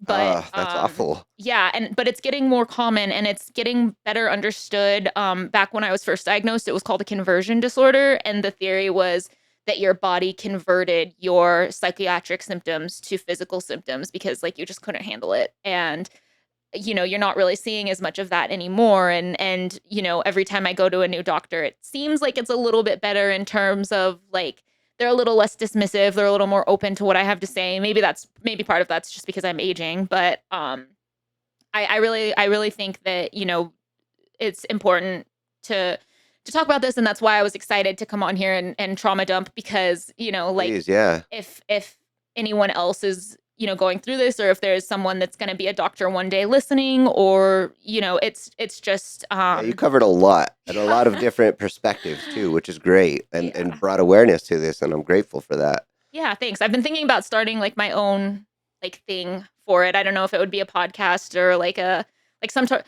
So I was telling my dad that I wanted to go back now that I'm feeling so good that I wanted to go back for like a master's, and he was like, I don't think you should do that. I think you should really go into content creation. And Absolutely. he's definitely the first Chinese dad in all of history to have said that. Like, I really need to take advantage and capitalize on that because that has to be like a once in history occurrence. Like Sure. that can't be something that like you can't waste that. Like a Chinese dad's permission to go into content creation. Like That's too funny. that's insane. So So yeah. real quick, I have so many questions. Like legitimately, I have told many people on here that I would like to do a second episode with them, and there's a lot that I do, but I think we could do a series of episodes because I have so many fucking questions. Sorry, I'm long-winded, but go for it. No, I love it. Tell me how you met your husband. Okay. How did that all come about? So my best friend Catherine, she was one of the girls on the trip with me in the story. She was my maid of honor. She's been there through all of this. She was dating a guy at the time that was Alex's roommate. So they're not together anymore. Haven't been for many years. Always how it works. Yeah, but she basically was just like, come to dinner with us, and I was like, no, I'm not interested. And she was like, but he's really great. And I was like, but he watches anime. And now I'm watching anime with him every night, and we have an entire wall of anime pop figures So that cool. I stipulate are at least 20% mine if we ever get divorced. So, which is he does all the work for it. So that's just my joke. But I have like a really bad habit of like I have to compulsively talk about whatever I'm uncomfortable about. So like if I tell him all the time what the plan is if we get divorced, then that means that we won't get divorced, like in my brain. So Oh, I have so many irrational thoughts like that. Yeah. That is very mild compared to the things I've thought in my head. I'm like ridiculous shit. Like, oh, if I wear this hat on a Tuesday with this set of glasses, then I'm gonna piss people off. Like, just do you have obsessive compulsive disorder? I don't know. Listen, I've never been diagnosed with anything, but Sarah likes to say that I'm autistic as fuck, and it's primarily because of my obsession with airplanes. But I think there might be some validity to it because speaking to people who have actually been diagnosed and stuff, they tell me things that I'm like, fuck, dude, I do that. Like, Yeah. I have to have something because I think one of the things with autism, or maybe it's compulsive disorder or whatever, is like, I don't fully learn everything there is to learn about something specific, but I learn enough to get by on something, and then I get bored and I switch to the next topic. Yeah. And I'm like, cool, I'm going to learn everything there is about this, and then I learn as much as I need to learn, and then I move on to something else and get obsessed with just so much stuff. And that might be more ADHD. I don't know. maybe But okay, it's that's what it is. Sarah tells stories about you, and like so like we'll be in the office, and all of the girls are like lightly bitching about their partners, not like anything serious, but like, oh, they Sure. have this habit that, that drives me nuts, or they do this or they do that. And I'm like, yeah, that really sucks for you guys and Alex because I do all of the same things like with you. Like, I know she's mentioned that you like to like save things, or like you like to collect things, or you have trouble letting go of things. So much. I would absolutely be a hoarder if it weren't for Alex. Like, just this would be significantly worse if it wasn't for Sarah. So yeah. smallest example, but I feel like the neurodivergence might be we might have some commonalities there. Yeah, I'm starting to see it more and more, and I'm learning to accept it, and I'm okay with it. Yeah. It is what it is. I am who I am, and maybe that's a good thing because people like me for who I am, and I appreciate that. So Yeah, absolutely. Yeah. Okay, tell me about your degree. You never even mentioned what you got a degree in. Okay, so yeah, so my degree's in forensic psychology. Um, Wow. I mean, it's pretty much useless. So I don't know. It sounds pretty fucking impressive. it was really fun to get. I love school. My dream job is to be a professional student. I would love to just go to school forever. Really? Oh, I love it. Yeah, I was like yesterday I was listening to your episode with Maria and then I was like in the office and I kept like wanting to pause and talk to her about something and be like, Yeah, no, yeah. she's trying to work. She's trying to work. But about how you guys didn't really love school and I had the opposite experience. School was just like I think if I had like a main personality trait, it would be curiosity. And Same. I just love to learn. And for me, school works for that. For you, it sounds like more hands-on things. 100%. Yeah. Um, but so I loved getting that degree. And then, I'd always planned to continue with school. My plan was to do a joint JD PhD. And then, I got out of school and I realized like, A, we live in Albuquerque where, not a joint JD PhD program. B, Alex has a really good job that he likes. C, I am so burnt out of online school because, so I started at NYU, transferred to tech, transferred to ASU online because they have like a really good online course catalog, online degree program. So my actual degree is from ASU. Okay. So I finished there but I did that all online. I've never actually been to the ASU campus. Nice. Yeah, it was, I don't like online school, but it was the only option at the time. So Well, and it may be more beneficial to you because you're not around as many people, less likelihood of getting sick. yeah, that's true. Well, Right. and then when I do get sick and I'm like, I can go to class in bed. Right. So, Positives. yeah. But I couldn't do any more online school. And you can't really do anything with a bachelor's in forensic psych. You need a bare minimum a master's. So I had been, thinking about this. I wanted to go to law school. I wanted to get, a JD PhD. And like I would still really like to do that one day. I would love to I know you and Maria talked about true crime. That is also my huge passion. I think in a little bit of a different way, but I would love to be a court psychologist. I When I was, recently telling my dad I thought I wanted to go back to school, I was looking into social work so I could be a forensic interviewer. Decided not to go down that route, but I really have a love for abnormal psychology, learning about psychiatric disorders, just kind of anything divergent from my own experience really fascinates me. But so after getting that degree and realizing that it wasn't probably a good idea to work on a second. Also, so much of applying in higher education is like your resume, right? I didn't have references. I'd never met a single one of my professors. I didn't Oh, wow. volunteer in any of their labs. I didn't collaborate on any scientific papers. I didn't go to any seminars. I didn't know anyone. So I'm a very weak applicant. Like I had good grades, but that was it. So God, there's so much to it. yeah, I never even think about all of that. yeah. And I applied to UNM's like PhD program and I didn't even hear back from them. Like Oh, God, really? yeah, just like I'm just not a good and I recognize that. Like there are students. You're so impressive, though. Like, if people just talk to you. Well, but there are people out there busting their asses, working in a lab. Like my baby brothers both worked in labs throughout their entire undergrad. Like Wow, my that's crazy. brother's out there, like he's doing C-sections on lambs to do research on fetal lung development. Like my other brothers, like constructing auditory, like there are people that are working really hard. And while I wish there was an accessible path to me, I also recognize that honestly, those people are probably better candidates. And Okay, that's fine. fair. So I decided the easiest thing to do would be, or a comparable thing to do would be to start a business, which, not easier, I don't think. No, by no means. So I started my business. It's called ModaUnico, and it is a modular bridal business. So throughout all of this, when I was healthy enough to work, I worked at bridal shops. And you know how you were talking about like special interests, like you're kind of like your airplanes or like just kind of random passions where you learn everything you absolutely can. for me, that's always one of them has always been. There's criminal psychology and there's wedding dresses, and those are my two big passions. Wow.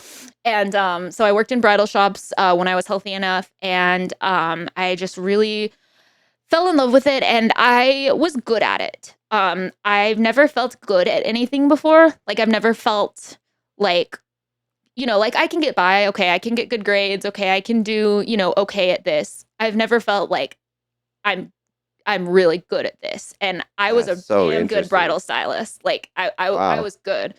And I just realized, I wanted to feel like that every day. That's Um, cool. and I definitely don't because I'm still in like the business building phase. But I do have a bridal line. I'm working on turning it into a full business. Everything's modular, so all of the pieces come apart at the waistband and you can interchange them because Holy shit. when I was working at the bridal shops, it was always like, oh, I wish I could have the top of this dress with the bottom of this dress. So I kind of invented a system where that was possible. Dude, that is so fucking cool. Thanks. So it's a work in progress. Haven't made any sales yet. So if anyone listening, wants to buy a wedding dress, I will give you a discount. I'm gonna make up a discount code now. Uh, uh, Ordinary Joe's, or wait, is it Average Joe's? Ordinary Joe's. Ordinary Joe's, Ordinary yeah. Joe's. Okay, Ordinary Joe's for 20% off. Hey, my first interaction with a business. Yeah, yeah. Promo code Ordinary Joe's, but yeah. So I'm really trying to make that work. I'm struggling a little bit because I think people don't want to buy a wedding dress without trying it on, and I don't have a storefront. It's all online. So I'm trying to break into that a little bit, but yeah, that was my academic journey and kind of where I am now. That's amazing. First off, real quick before I forget, I have some recommendations for episodes for you to watch Okay. before you leave because they might be beneficial to you, and I can connect you with some people that might Yeah, I'd love also that. help. Um, but yeah, so second of all, I don't know how much time you have. We've been here quite a while. Oh, sorry. No. I set aside a huge chunk of time for this. I don't limit people's conversations, but I also like if we keep going, I'm gonna have to break it up into separate episodes Sure, anyway. sure. So I like to call it and then start another one if we're gonna do that. Okay. And I also don't want to like overwhelm you. I know that getting here was difficult, so No, I mean, honestly, this has been really fun and a really great experience. One of the reasons I've canceled in the past was just on days that I'm not feeling well. I don't right. think And I can talk this long, and I feel completely fine. And oh well, that's super exciting. That doesn't mean we have to keep talking, but that's like a little win for me. I'm like, oh, I talked for like a whole 2 hours and yeah. not even foggy. This is fantastic. I also want to commend you on not only dealing with what you've dealt with, the life you lead, but also being such a positive person and being, I don't know, what I would consider a role model for other people to be. Like, I don't know, there's so much negativity in the world that we need more positive people, and it's getting harder to come by those people nowadays.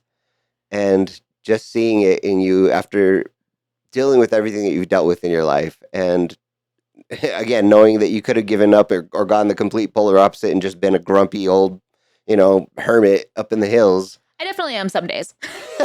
Yeah, but everybody has those days. But I would say 90% of the time, at least, every time I've ever interacted with you, you've just been happy and positive and just like open, and we need more of that. So Thanks. I appreciate it. I don't think there's really a choice.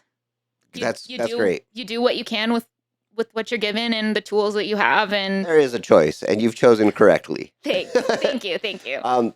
Also, real quick, the last thing I want to say is that your dad suggested content creation. I strongly back that because you've got the personality and the wit to do so, and you've also got this business that would be beneficial by content creation. But also seriously consider podcasting because you're phenomenal at this. Oh, thank you. This has been super easy, and you're great at it. Like I would consider it personally for yourself because of everything you've been through, your curiosity, those all, and you would be a phenomenal host. I just don't know what I'd talk about. I'd have to pick like, would I have to pick like one thing, or can I talk about wedding No, dresses and crime? Or you talk about whatever you want to. It's your podcast. thanks. Well, I have been thinking about it. Actually, I have a friend that we joke that we're the yappers of our group. This is actually the same friend that always asks if I'm high, and I'm like, no, I'm Curtis. I'm just happy. That's fantastic. Yeah, he's a dear friend of my husband's through tennis. Everyone in our social circles kind of through tennis. Catherine, my bestie that introduced me to Alex, knew him because they played tennis together. So Okay. I'm like the only non-tennis player in a bunch of tennis players. And then Interesting. anytime people ask me like, so when are you going to learn how to play tennis? I'm like, well, last time I tried, I had a stroke, and that Yeah, it's just probably not sucks. great. Yeah. No, but actually, I really want to get into it. It's just hard when everyone is so good. Like my parents' like motto was always like, if you're not going to do something right, why do it at all? So I'm very like a perfectionist. I'm like, I don't want to play tennis if I'm going to suck. And I remember the first compliment my dad ever paid Alex, my husband, and my dad's not a super, like he's not a very, like, he's definitely never gonna like, what's the saying? Blow hot air. Like he's gonna tell you, he's gonna call it how he sees it. And one of Oh, the like blowing smoke up your ass yeah, or blowing something? smoke up your ass. That's what I was trying to think of. He's never gonna do that. And uh, one of the first compliments, I think maybe the only compliment he's paid my husband was, you know, because we went on a trip together and they took surfing lessons together, and Wow. yeah, and he's like, you know, I really admire Alex's ability to enjoy things he's bad at. I don't like doing things unless I'm good at them, but Alex can just have a really fun time no matter how bad he is. And like that's such an important lesson for me, because that's exactly how I am. I hate doing things if I'm bad at them, but that's going to be most things in the course of your life. So if Is you it though? Could it also be part that you feel that way, but in reality, everybody else sees another thing than you're seeing? Yeah, I mean that could be. I mean like sometimes yes, like maybe there are some areas where that's true. I'm an objectively bad tennis player. I don't like That's fair. moving, you know. Oh no, I And hear you. that's kind of essential to tennis, you know, Yeah, yeah, being and willing to move.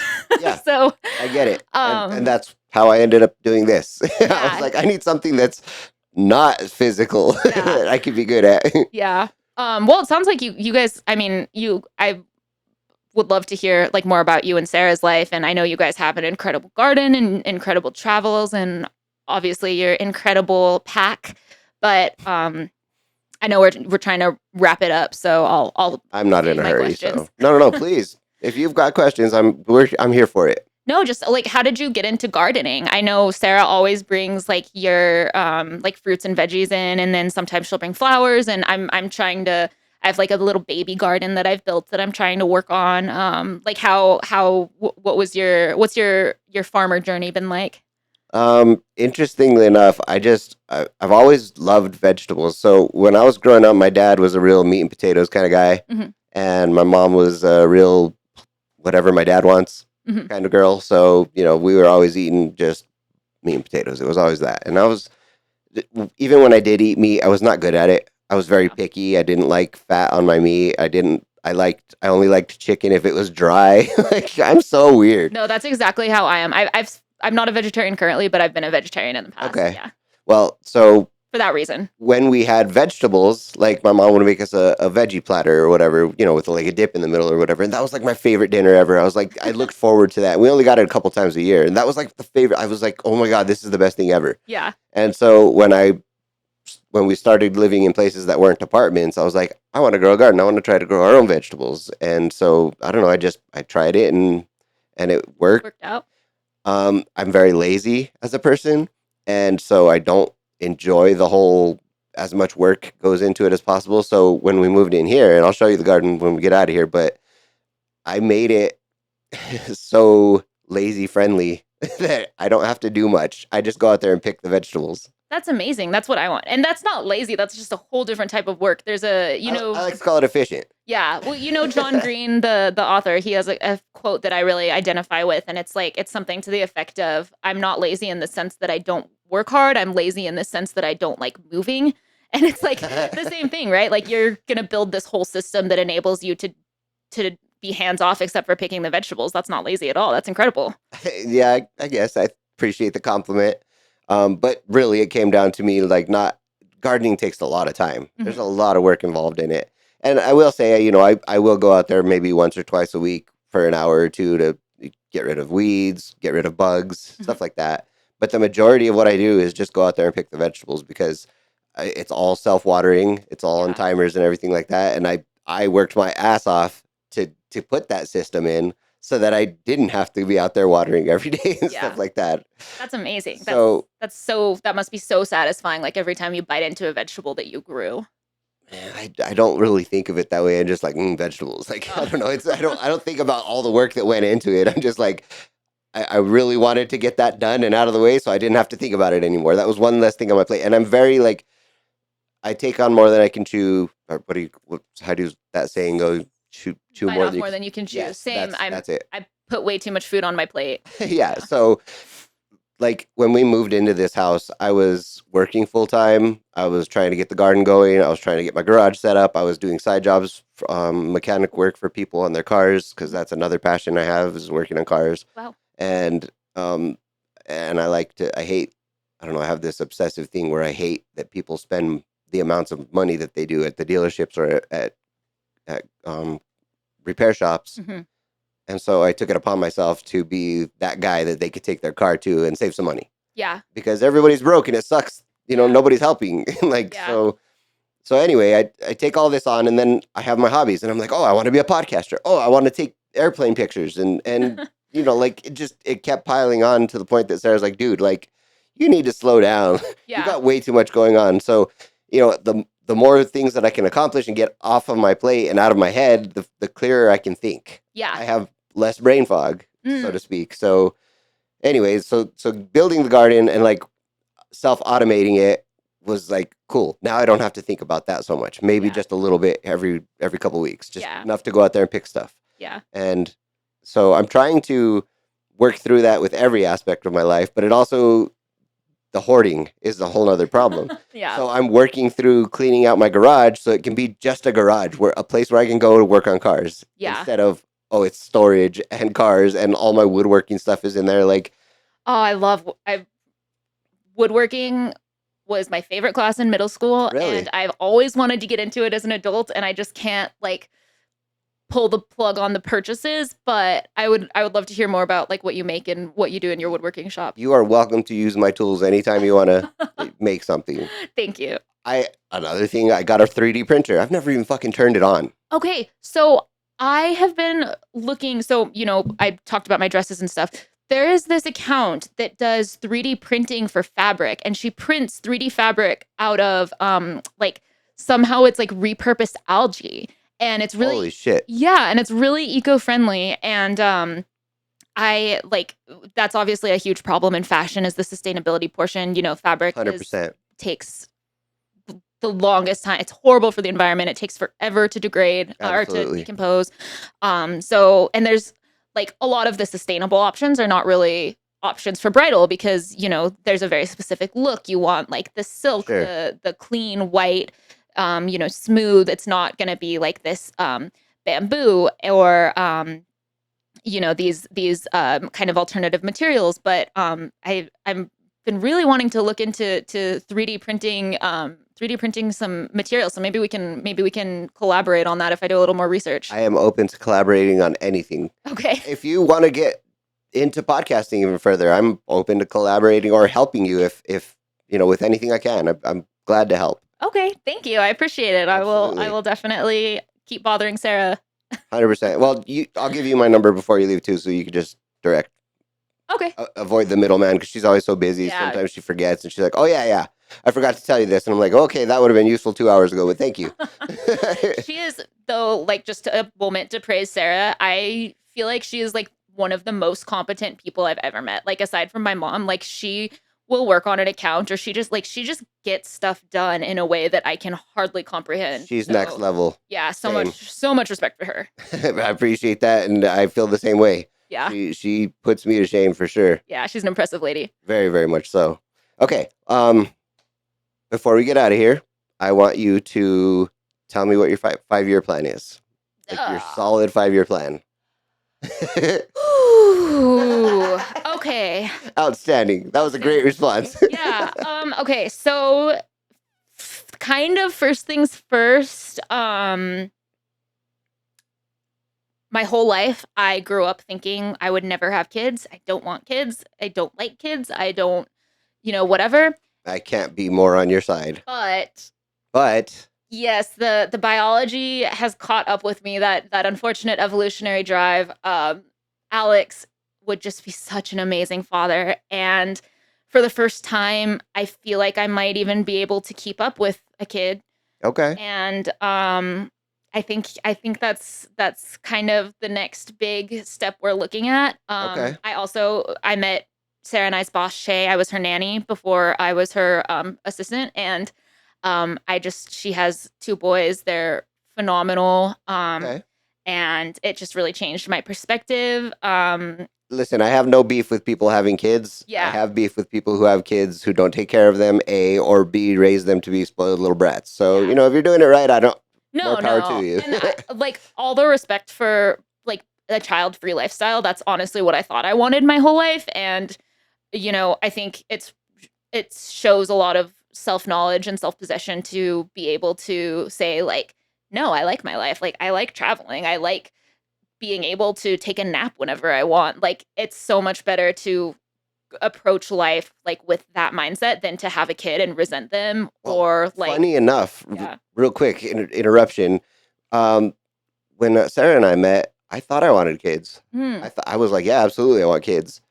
It turns out through lots of back and forth discussions, through um, just living life, I realized I never wanted kids. I only wanted to have kids because my friends were having kids. Right. And that's Yeah. whatever, that was the social norm. That's what I wanted, was the social norm. It was never that, like, I dated a girl who had a kid, and it was an okay situation, but I never looked at myself as a dad. And I can't say honestly that I have the patience for it. I also personally, like, no, please don't be offended by this, but I, with the state of our country and possibly the world right now, I think it's kind of selfish to bring somebody into the world to live with all that, because Yeah. I mean, for myself, I feel like I get anxiety with just the world the way it is, and having to be so concerned with, possibly even going out in public and getting shot nowadays is a whole concern. And there's just so much that, like, my brain, if I passed that on to somebody and they thought the way that I thought, it would be a horrible existence. Yeah. So, No, that's honestly like my biggest hang up and probably why we don't have any yet, because Alex was ready like 5 years ago. But and I'm not trying to talk you out of it. No, Please no. don't be offended by it, because I'm not. It's personally. I'm not at all. And I completely agree. And I'm gonna have to definitely make sure to continue therapy and working on like coping mechanisms and stuff. And I'm Absolutely. petrified of passing on all my shit to a kid. In fact, I've thought a lot about adoption. Ultimately, we decided that's not, the right route for us. But, Sure. I think I completely agree with that whole stance. And this might be a little self-serving, but I was telling my mom that, and I was going off on like, how can you send a kid to school when they could get shot at school? Like, how can you, and my mom, working in the school system, she has the craziest stories, like kindergarten fight club and like, like kidnapping a class turtle for ransom. And like, she has the craziest stories, but like, how can you send someone into the world in good conscience? And she said something really insightful, and I can't remember how she worded it exactly, but something to the effect of, you have no control over anything except for how you bring a kid up. And if you bring a kid up and teach them how to be a good person, then that's one more good person in the world. Oh, I love that. Yeah. And I mean, I don't know, I have my neuroses, but I try to be a nice person. I try to be kind, and Alex is just wonderful. And I think, a little bit more of us in the world might not be a bad thing. 100%. Couldn't agree more. So yeah, from that perspective, I'm with it. Yeah. But 100%. also I completely respect not for everyone.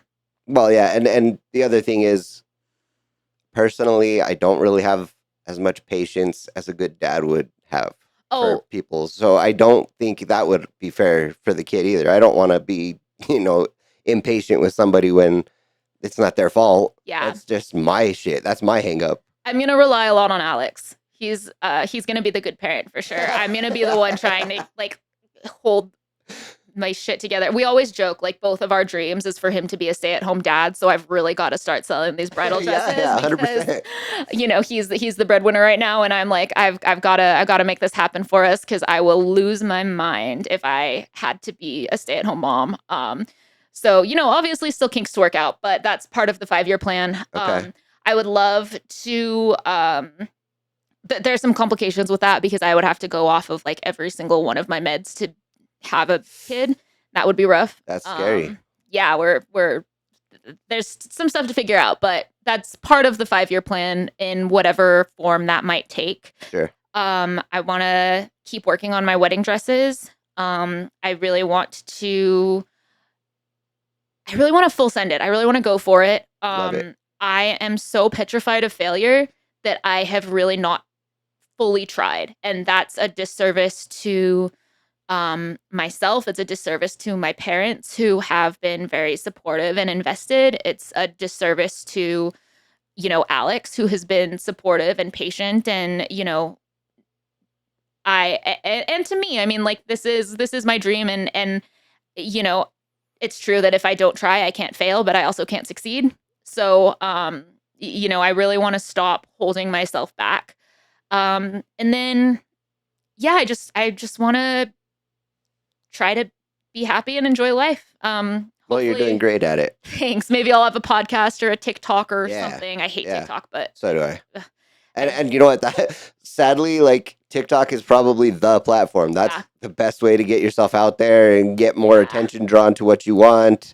yeah. And I'm so fucking dead set against it. Like I have this mental hang up that I can't overcome. And I'm like, I don't want to join stupid TikTok. I hate it so much. And my first I put out my first TikTok for like my bridal dresses like 2 weeks ago, and the first 30 seconds were explaining that I hate TikTok and don't want to do this.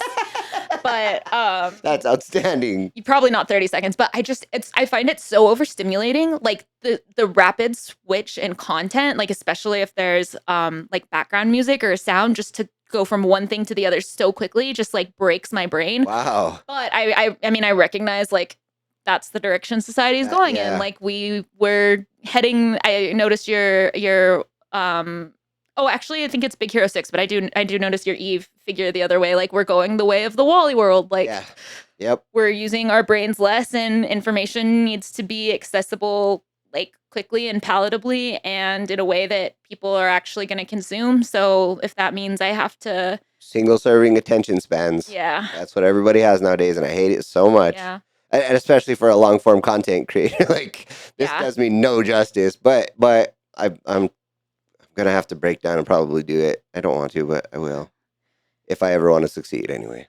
Well, I think that you're plenty successful, and I've really enjoyed listening to your backlog to kind of prepare myself for this. So Thank you so much for the support. I really appreciate it. It means a lot to me. yeah, for sure. I'm hoping to work my way through the whole catalog. I'm kind of a podcast addict. That's great. It's actually really bad. Like it's gotten to the point where I have anxiety if I don't have a podcast on. Like I have one on 24/7. So I have like 50 different podcasts I'm listening to at any given point in time. You are preaching to the choir. Yeah. I'm telling you, if you look through my Spotify, like I probably have as many podcasts that I follow as music saved. What's your favorite? Sword and Scale is probably one of the top ones. Yeah. Like I listen to that obsessively every time a new episode comes out. That's the first one I'm putting on. Okay, I gave Sword and Scale a try a couple years back, and I didn't stick with it, but maybe I'll give it another listen. I got into it in 2018, I think, Mhm. and I started from episode 1 Mhm. and just listened to it straight through, and just some of them freaked me out. Some of them, like his storytelling is phenomenal, so that's why I stuck it out with him. And then he had a couple of other collaboration podcasts that he did. So one was called Monstro. So I think there was like 30 episodes of that one, and that one was really good. Mhm. And then he has Sword and Scale Nightmares, which is like an abbreviated version of the full episode. So it's like half-hour long episodes. Oh wow. And so anyway, there's another one called Jesus. Caitlin Moore is the host. She does like it's paranormal stuff and true crime Mm. and stuff. I'll have to look. I can't remember. But then I have like airplane podcasts. Oh yeah. And I have stuff like this. Armchair Expert is a big one for me. Oh, yeah, I like that one. Love Armchair Expert. So yeah, I'm all over the place when it comes to podcasts. Perfect. Well, that reminds me, I did listen to you and Maria's episode, and heard your ghost talk. And if you do have me back, or if we do continue this conversation, I have a ghost story for you. I promise you, I will have you back. I was looking forward so much to this episode, and now that we've gotten through just the beginning, the introductions, I very much look forward to another one. Awesome. Thanks. This is so much fun. Me too. I agree. Hot take on your passing your genes on to a kid. What if you're just the next step in human evolution, and there's just a reason that you are the way that you are that we don't understand yet, but you're next level? I'm a mutant to that.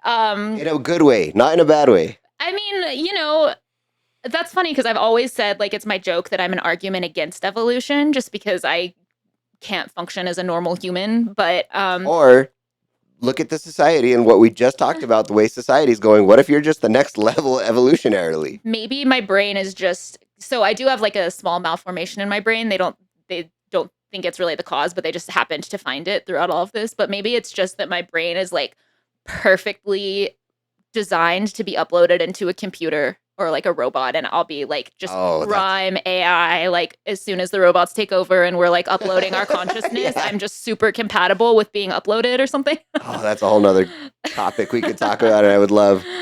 Okay, we'll stop it here. But before we get out of here, tell people where they can find you. Tell them about your business. Anywhere that you want people to follow you. Okay, cool. Thanks. So my business is ModaUnico. It's at ModaUnico Bridal. That's ModaUnico.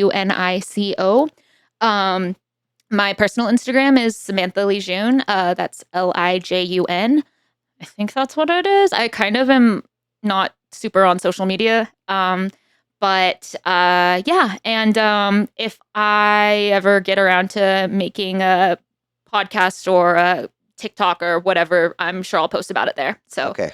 Yeah. Good. All right. Well, again, this has been so much fun, and I really appreciate your time and you coming here, and I'm glad that we finally got around to it. I'm glad you were filling up to it. Thanks.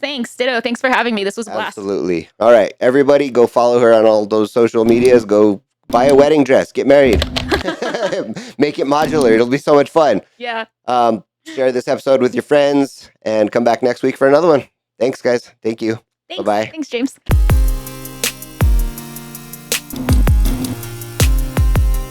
Now, is there any topics you don't want to get into? No, I'm pretty much an open book. Okay. I would say like problematically open. So okay. If I start to that's okay. No, that's not a problem at all. I like that. Okay. But if we do get to the end of it and you're second guessing it, you think about something that we said, okay. I can always take it out in editing. So don't worry. Okay. Speak at your heart's desire. Okay. Cool. Have fun. I feel like a recording artist, like a. You are. Like a. I don't know. You're a broadcaster. How fun. Okay.